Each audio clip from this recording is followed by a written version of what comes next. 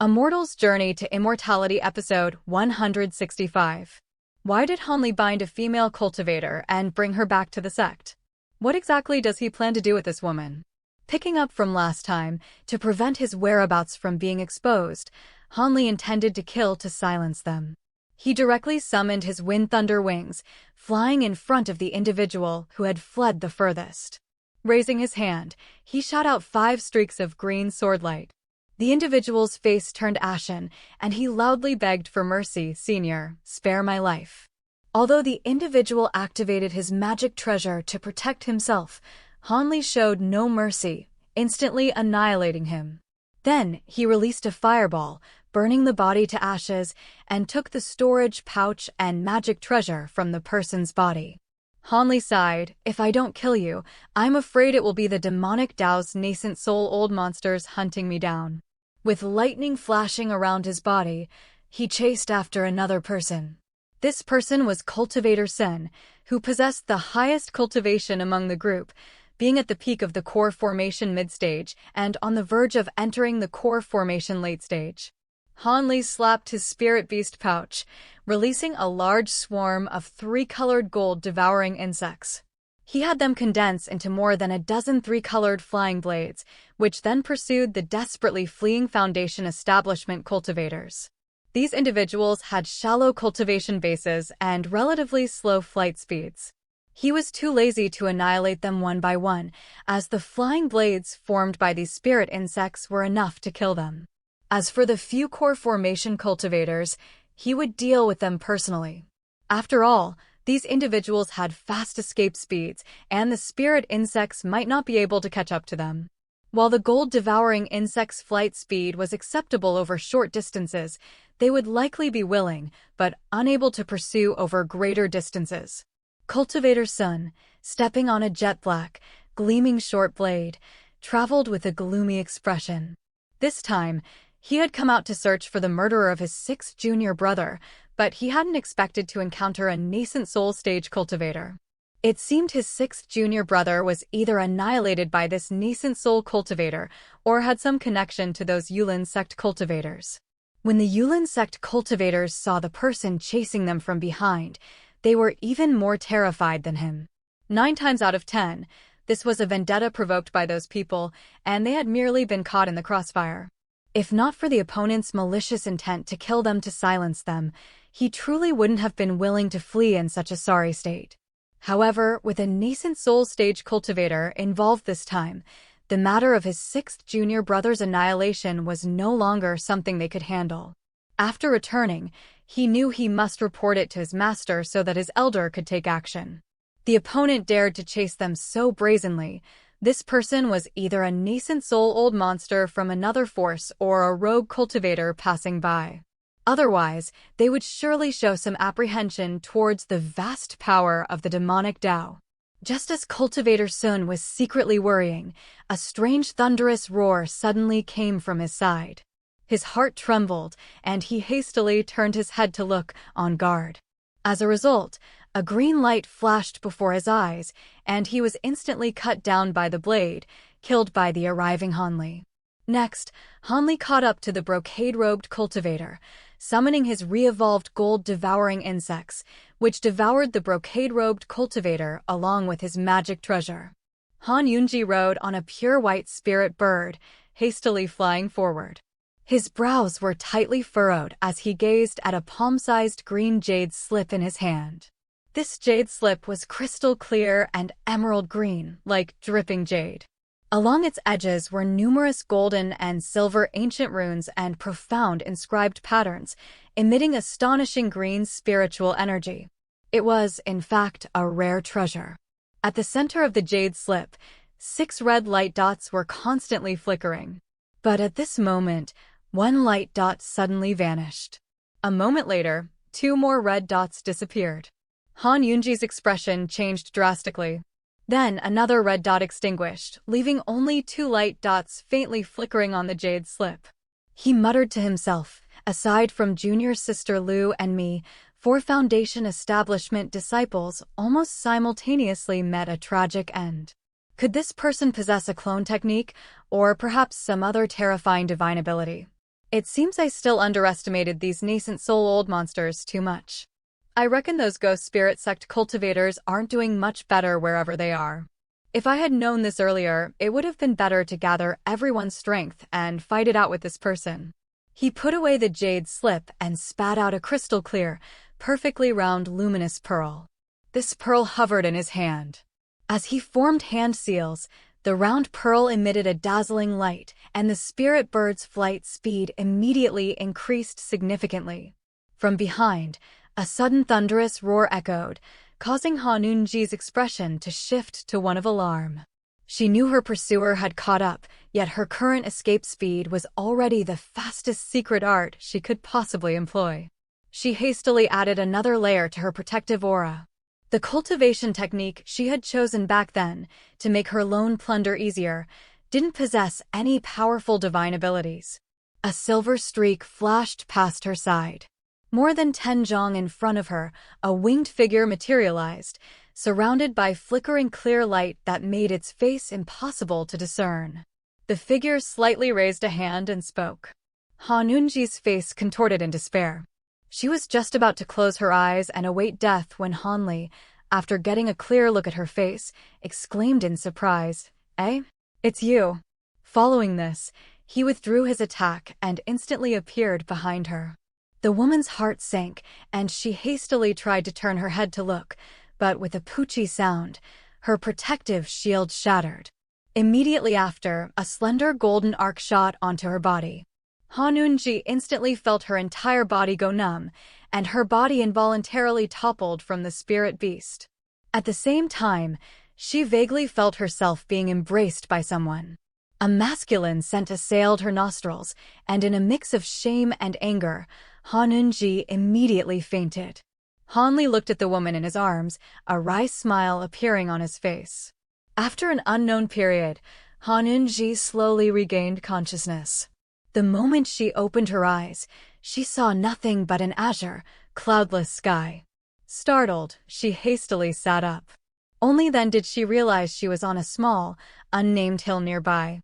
Not far to the side, her large white bird lay prone and still, seemingly unconscious as well. She woke up her spirit beast, then rode it into the high sky. This place was right near where she had been subdued. She hadn't been moved far at all, nor had much time passed. Hanunji's face showed a bewildered expression. After a long moment, she hastily and nervously checked her clothes and body. Everything was normal. She hadn't encountered any terrible experience. Even her storage pouch and the spiritual treasure within her robes were safely where they should be, untouched. At this, Hanunji was truly dumbfounded. Not only had the other party not killed her, but had also left her completely unharmed. What exactly was going on? She was utterly confused. She recalled the moment before she fainted and the surprised exclamation the other party had made. Could it be that the nascent soul cultivator truly knew her? Or was it an acquaintance of hers? But apart from some of the Yulin sect's patriarchs, she hadn't met any other nascent soul cultivators. Unfortunately, that person's movements had been too swift. She hadn't been able to get a clear look at their face. Their figure was also extremely ordinary, without any distinguishing characteristics. The only sound they had made was a surprised, nothing more, so she couldn't discern anything from it. She activated her jade-green disc and found only a single red light dot on it. It seemed Junior Sister Lu had either been killed or had already escaped this treasure's detection range. However, it was more likely the former, with grim prospects. Hanunji sighed softly, put away the treasure, and controlled her spirit beast to fly away from the area. Meanwhile, tens of thousands of li away, Hanli was flying, holding a woman, transformed into an azure-red streak. He lowered his head and glanced at the stunning beauty in his arms, his expression remaining as calm as ever, without the slightest hint of abnormality. After he had knocked out Hanunji earlier, he had pursued and caught up with another female cultivator from the Yulin sect. When this woman saw Hanli pursuing her, she released several flying centipedes, each several chi long. These centipedes were jet black and gleaming, with snow-white wings on their backs, and they spewed out large mouthfuls of snow-white frost, looking exceptionally ferocious. Hanli was startled at first upon seeing this, but then his heart swelled with delight. These were actually the six-winged frost centipedes, ranked 18th on the strange insect ranking. These centipedes, like Hanli's gold-devouring beetles, were ancient spiritual insects from the primeval era. It was said they possessed a partial bloodline of isotribute true dragons. A mature six-winged frost centipede, with its entire body snow-white and 6 wings on its back, could spew out cold air from its 6 wings sufficient to cover 100 li and freeze all things. However, these centipedes were merely larvae and couldn't harm Hanli. Hanli immediately executed a cultivation technique, absorbing the cold energy into his body.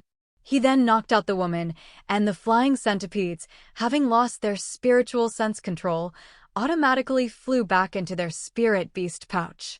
All cultivators who commanded spirit beasts or insects would, besides the master recognition restriction, also place a self-detonation restriction. Once the master died, the spirit beasts and insects would also self-detonate and perish. Hanli wanted to obtain the insect eggs of these 6-winged frost centipedes, so naturally, he couldn't ruthlessly destroy them. Furthermore, Hanli also wanted to examine the Yulin sect's insect control secret arts. After all, the Yulin sect was renowned throughout the entire Tianan region for its command over spirit insects and beasts, and they surely possessed many unique insights into the path of insect control. His gold-devouring beetles precisely needed better secret art restrictions to strengthen their control. The wood spirit nascent soul art could actually allow core formation cultivators to possess nascent soul cultivation and divine abilities. Why would such an important item appear in Yuanwu Nation? The Jade Forest sect can actually enable core formation cultivators to possess nascent soul 7th layer cultivation. Why, then, don't they mass-produce a large number of nascent soul cultivators to rapidly increase the sect's top-tier powerhouses? Picking up from last time, Hanli had abducted Luyu of the Jade Forest sect and brought her back to his own sect. As for Han Yunji, this gentle woman reminded him of his little sister from back then, and Hanli couldn't bring himself to treat her ruthlessly. He could only leave her where she was. In any case, this woman hadn't clearly seen his face and didn't know who he was. As long as he hurried back to the Western state as quickly as possible, even if his identity was exposed, the Jade Forest sect and Ghost Spirit sect wouldn't be able to do anything to him. After all, the Heavenly Dao Alliance and the Demonic Dao were originally hostile to each other. A few years ago, the Heavenly Fiend sect's sect master even personally caused a ruckus at the Cloud Dream Mountain Sacred Land, making the 3 sects, including the Luoyun sect, suffer a silent loss. As long as one wasn't trapped or captured alive by the other side, the 2 major powers could only exchange wary words. Just as Hanli finished off the Ghost Spirit sect's core formation cultivators, True Monarch Sui Hun immediately emerged from seclusion, seeking the culprit. He sent out several communication talismans to all branch altars of the Ghost Spirit sect in Yu State, ordering them to immediately investigate the deaths of his disciples. However, his actions were clearly a bit late. Before the Ghost Spirit sect cultivators could launch a large-scale search, Hanli had already flown out of Yu State and began traversing Yuanwu State. True Monarch Sui Hun ultimately found nothing. He only knew that his disciples were killed by a nascent soul cultivator and that the culprit had already left Yu State. Thus, despite his furious rage, he was helpless. More than 10 days later, Han Yunji also returned to Qiling Mountain in Tianluo State. Kneeling before the dark stone chamber, she roughly recounted the events, humbly apologizing and begging for punishment from the elder within the chamber. When the elder learned that Han Yunji and her group were still hundreds of li away when they were discovered by the opponent, he revealed a trace of apprehension. To be able to detect their movements from hundreds of li away was truly terrifying. Could that person be a late-stage nascent soul old monster? As far as he knew, there weren't many late-stage nascent soul cultivators in the entire southern region. Could it be that those old monsters, loyal as they were, believed the enemy was too powerful and thus an accident was understandable? Moreover, Han Yunji had a nascent soul 7th layer elder as a senior, so the elder didn't make things difficult for her, nor did he use the soul-scouring art. That martial Uncle Han only had Han Yunji as a descendant. He normally doted on her immensely. To help this woman form her core, he didn't hesitate to expend a great deal of vital energy to perform a heaven-defying great art, cleansing her marrow. Out of respect for him, the elder couldn't act too harshly. Fortunately, there was still a backup supreme with spirit essence. Although it was slightly inferior, they would cultivate it for now and see. I truly don't know if he can wait until the day the 5 elements spirit essences are all gathered. This 5 elements spirit essence secret art was a great divine ability of the Jade Forest sect, lost for many years. If someone hadn't, a few years ago, accidentally refined the supreme metal spirit essence, the Jade Forest sect probably still wouldn't have gathered all 5 spirit essences by now. Once all the spirit essences were ready and the secret art was performed, allowing the spirit essences to fuse with the sect's disciples, their Jade Forest sect would gain 5 nascent soul cultivators out of thin air. This would be enough to contend with the Joyful Union sect for the leadership position of the demonic Tao.